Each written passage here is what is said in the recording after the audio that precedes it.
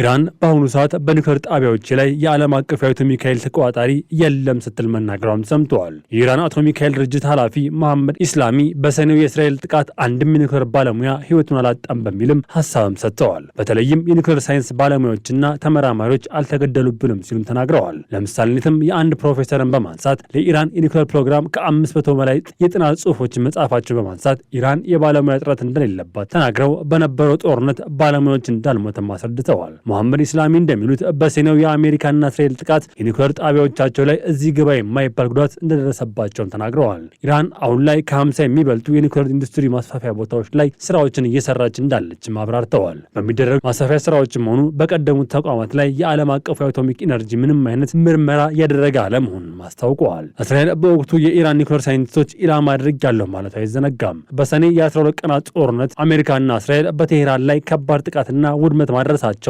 በተደጋጋሚ ይገልጻሉ። በሌላ በኩል የኢራን የውጭ ጉዳይ ሚኒስትር አባስ አራቺ የበኩላቸው ከዋሽንግተን ጋር መልካም የሚባል ግንኙነት መኖሩንም ተናግረዋል። አሁን ላይ ግን በሁለቱ ወገኖች መካከል የተጀመረ የሁለትዮሽ ግንኙነት አለመኖሩንም አብራርተዋል። ኢራን ከአሜሪካ ጋር ንግግር ለማድረግ ፍላጎት እንዳላት አስታውቀው ከኢራን ጋር ውይይት ለማድረግ ያሰበ የትኛውም አካል ኢራንን ዝቅ አድርጎ መነሳት እንደማይችልም አጽንኦት ሰጥተዋል። የትኛውም ሀገርና ቡድን ሲመጣ በእኩል ጠረጴዛ የሁለቱን ወገን ፍላጎት ባከበረ መንገድ መሆን እንደሚጠበቅበትም አስገንዝበዋል። አሜሪካ ለውይይት ፍላጎት ካላት ሐሳቦቿን ቅድሚያ አቅርባ ሊታይና ለውይይት ዝግጁ መሆን ይቻላልም ሲሉ የውጭ ጉዳይ ሚኒስትሩ አራቺ ተናግረዋል። አሜሪካ በአንጻሩ የዩራኒየም ግንባታ መቋረጥ አለበት የሚለውን ሐሳቧን በተደጋጋሚ ስታነሳም ይደመጣል። አራቺ ከጋዜጠኞች ጋር በነበራቸው ቆይታም በሀገሪቱ የኒውክሌር ስርዓት ዙሪያ አዳዲስ ሐሳቦች ብቅ እያሉ ስለመሆኑም ተናግረዋል። በተለይም የኢራን የኒውክሌር እንቅስቃሴ ከጥቃት ለመጠበቅ ከጃፓን ጋር ለመስራት ሙከራዎች መኖራቸውን አብራርተዋል። በተለይም ጃፓን በተፈጥሮ ምክንያት በተለያዩ አደጋዎች እየተጠቃች ያለች ሀገር ብትሆንም የዩራኒየም ማበልጸጊያ ተቋማቶቿ ከአደጋ ተከላክላ ማለፍ መቻሏን በማንሳት የጃፓን ልምድ ወደ ኢራን ለማምጣት እንደሚሰራም ተናግረዋል። ከጃፓን ጋር ጠንካራ ስራዎች እንደሚሰሩ ተስፋ እንዳላቸው ተናግረው በተለይም በጤናው ዘርፍ አካባቢውን ከመጠበቅና በኒውክሌር ቴክኖሎጂ ዘርፍ በጋራ ለመስራት ሀሳብ እንዳለም አብራርተዋል። ጃፓን እንደ አውሮፓውያን አቆጣጠር ከ1945ቱ የሂሮሺማና ነጋሳኪ ጥቃት አንስቶ እስከ 2011 ዓ.ም የፉኩሺማ አደጋ ድረስ በርካታ ጉዳቶችን ያስተናገደች መሆኗ ሰፊ ልምድ እንዲኖራት አድርጓልም ብለዋል። በተለይም በቴክኒክ ጉዳዮች ላይ ያላትን አቅም ለብዙ ሀገራት ልምድ መሆን የሚችል ነው ሲሉ ተናግረዋል። አራቺ በሰኔ ወር ከእስራኤል ጋር በነበረው ጦርነት ብዙ ተምረናልም ብለዋል። በእስራኤል በኢራን ኒውክሌር ስርዓት ላይ ከባድ ጥቃት አድርሳለች ሲሉም ተናግረዋል። እስራኤልና አሜሪካ ዓለም አቀፍ ሕግን መጣሳቸውን አስታውሰው ይህን ጥቃት ሲያደርጉም የዓለም አቀፉን አቶሚክ ኢነርጂ ድርጅትን ታከው የሌላ ሀገርን ድንበር ጥሰው ጥቃት አድርሰዋልም ሲሉ ተናግረዋል። እስራኤልና ኢራን የመጪው ፈረንጆቹ አዲስ ዓመት ዳግም ጦርነት ሊገቡ ይችላሉ በሚል ስጋት እንዳለም እየተነገረ ይገኛል ሲል መህር ኒውስ ዘግበዋል።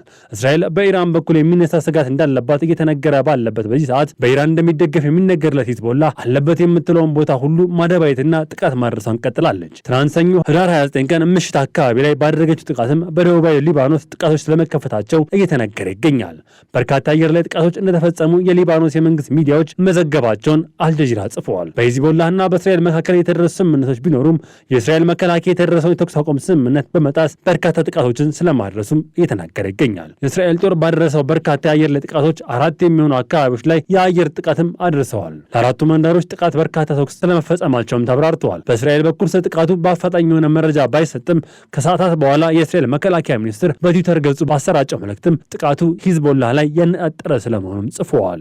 የተመቱ አካባቢዎች የሂዝቦላ ማሰልጠኛ ቦታዎች እንዲሁም የልዩ ኃይል ማሰልጠኛ ቦታዎች ያነጣጠረ ጥቃት ስለመሆናቸውም አስታውቀዋል። በአካባቢው ላይ የነበሩ ህንፃዎች ጭምር የጥቃቱ ሰለባ መሆናቸው የእስራኤል መከላከያ ሚኒስትር ከመናገር አልተቆጠበም። እስራኤልና ሊባኖስ ባለፈው ሳምንት የሲቪል እንዲሁም የፖለቲካ አመራሮችን ያካተተ ውይይት ማካሄዳቸው ይታወሳል። በዚህ ውይይት ላይ በሁለቱ ሀገራት መካከል ያሉ ግጭቶችና ጥቃቶች ሊበርዱ ይችላሉ የሚል ተስፋ ቢኖርም አሁንም ጥቃቶች አለመቆማቸው እየተነገረ ይገኛል። በተለይ በእስራኤል በኩል የሚደረጉ ጥቃቶች ተጠናክረው ስለመቀጠላቸው እየተነገረም ይገኛል።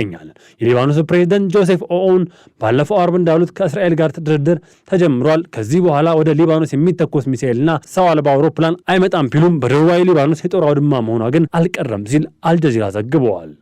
በእስራኤልና በሂዝቦላ ታጣቂ ቡድን በኩል እንደ አውሮፓውያን አቆጣጠር በ2024 ተፈረመው ስምምነት ከዳር ወዲህ 127 የሚሆኑ ንጹሃን ዜጎች መሞታቸውን የተባበሩት መንግስታት ድርጅት ተናግረዋል። በጥቃቶችም የጦር ወንጀል ጭምር ሳይፈጸም እንዳልቀረ ድርጅቱ አስታውቀዋል። ከተኩስ አቁም ስምምነት ወዲህ እስራኤል የሂዝቦላን ከፍተኛ ወታደራዊ መሪን ሀያቲም አልታብታባይ በሊባኖስ ዋና ከተማ ቤይሩት ላይ ጥቃት ማድረሷ የችግሩ መነሻ እንደሆነም ተናግረዋል። ሂዝቦላ በተደጋጋሚ የሚደርስበትን ጥቃት ምክንያት በድጋሚ ተደራጅቶ እስራኤል ላይ የመልስ ምት ማድረግ ሳይችልም ቆይቷል። በእንቅርት ላይ ጆሮ ደግፍ እንዲሉ በበርካታ መዋዕለ የሚሰለጥኑትን ከፍተኛ ወታደራዊ ኃላፊዎች ላይ እስራኤል ጥቃት ማድረሷን ቀጥላለች። የእስራኤል መንግስት በመሃል ከተሞች የሚያደርሰው ጥቃት ላይ የሊባኖስን መንግስት ኮንኗል። በተለይም ሂዝቦላ መሪዎች እንደልባቸው በሊባኖስ ውስጥ እንዲንቀሳቀሱ በመፍቀድና በበቂ ሁኔታ በቡድኑ ላይ እርምጃ ባለመውሰድ ጥፋተኛ ነው ሲልም ከሰዋል። እስራኤል ራሷን ለመከላከል በምታደርገው ጥረት ውስጥ በርካቶች እንዲጠቁ ምክንያት እንደሆነም በተደጋጋሚ ስትናገር ትደመጣለች። በኢራን እንደሚረዳ የሚነገርለት ሂዝቦላ በአራቱ አካባቢዎች የደረሱትን ጥቃቶች ገልጾ በጥቃቱ የተጎዱ ሰዎች ከመግለጽ ግን ተቆጥበዋል። እስራኤል በጋዛ በኩል ያለባት ስጋት ሁለተኛ ዙር የተኩስ አቁም ስምምነት ለመተግበር ወደ ስራ መግባት ጀምራለች። በመጀመሪያው ዙር የነበሩ ክፍተቶችን በመሙላት ሁለተኛውን ዙር ለማስጀመር እቅድ እንዳላትም አስታውቃለች። የዓለም አቀፉ ማህበረሰብን ጨምሮ ክልላዊ ተዋናዮች ግብፅን ጨምሮ ዘላቂ የሆነ ግጭት የማቆም ስምምነት ለማስፈጸም የሚደረጉት ዲፕሎማሲያዊ ጥረትን ተጠናክረዋል። በጋዛ ሰርጥና በእስራኤል ደቡባዊ ክፍል መካከል የጸጥታ ሁኔታ እያየለ መምጣቱ ዘግበዋል። ይህ ከአዲስ የአየር ጥቃቶች የሮኬት ማስወንጨፍ ጋር የተያያዘ መሆኑን ተናግረዋል። በጋዛ ሰርጥ ውስጥ ያለው ሰብአዊ ቀውስ አሳሳቢ ደረጃ ላይ መመድረሱ የሲቪል ተጨማሪ እርዳታ እንዲገባም ጥሪ ቀርበዋል። ባለፉት 24 ሰዓት ውስጥ የእስራኤል መከላከያ ሰራዊት በጋዛ ሰርጥ ውስጥ በሚገኙ የሐማስ ታጣቂ ቡድኖች ወታደራዊ ኢላማዎች ላይ የአየር ጥቃቶችን ማድረጉንም አስታውቀዋል። ይህ እርምጃ የተወሰደው ከጋዛ ወደ እስራኤል ደቡባዊ ከተሞች በተተኮሰ ተደጋጋሚ የሮኬት ጥቃቶች ምላሽ መሆኑ ተነግረዋል። ሮኬቶቹ ጉዳት ባያስከትሉም የሲቪል ሰዎች ስጋት ውስጥ መግባቱን የእስራኤል ባለስልጣናትም ገልጸዋል። የተባበሩት መንግስታት ድርጅት ተመድ ዋና ጸሐፊ አንቶኒዮ ጉተሬስ ግጭት እንዲቆምና ሰብአዊ እርዳታ ያለ ገደብ ወደ ጋዛ እንዲገባ ጥሪም አቅርበዋል።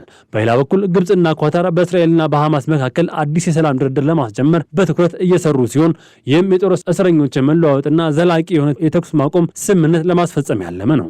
ዋሽንግተን በበኩሏ የእስራኤል ራሱን የመከላከል መብት በመደገፍ ላይ ብትሆንም በጋዛ ውስጥ ያሉ ንጹሃን ዜጎች ለመጠበቅ የሰብአዊ ጥበቃ መመሪያዎችን እንዲጠበቁ አጥብቃ አስገንዝባለች። በጋዛ በኩል የአካባቢ ጤና ባለስልጣናት በእስራኤል ጥቃቶች ሳቢያ በርካታ ሰዎች መቁሰላቸውን ሪፖርት አድርገዋል። በጦርነት ምክንያት የፈናቀሉ ሰዎች መጠለያ ውስጥ ያለው መጨናነቅና መሰረታዊ አገልግሎቶች እንደ ውሃ፣ ኤሌክትሪክና እጥረት እጅግ አስቸጋሪ ሁኔታን መፍጠሩን ሰምተዋል። ተንታኞች እንደሚሉት በሁለቱ ወገኖች ያለው ጽኑ አቋምና የዓለም አቀፉ ማህበረሰብ የእርቅ ጥረቶች ደካማነት የተነሳ በአጭር ጊዜ ውስጥ ሁኔታው ሊረጋጋ የሚችልበት እድል አነስተኛ መሆኑን ተነግረዋል። የዜጎች ሕይወት ደህንነትና የእርዳታ አቅርቦት ጉዳይ የቅርብ ጊዜ ዲፕሎማሲያዊ ጥረቶች ዋና ትኩረት ሆኖ ይቀጥላልም ሲሉ መናገራቸውን ቀጥለዋል።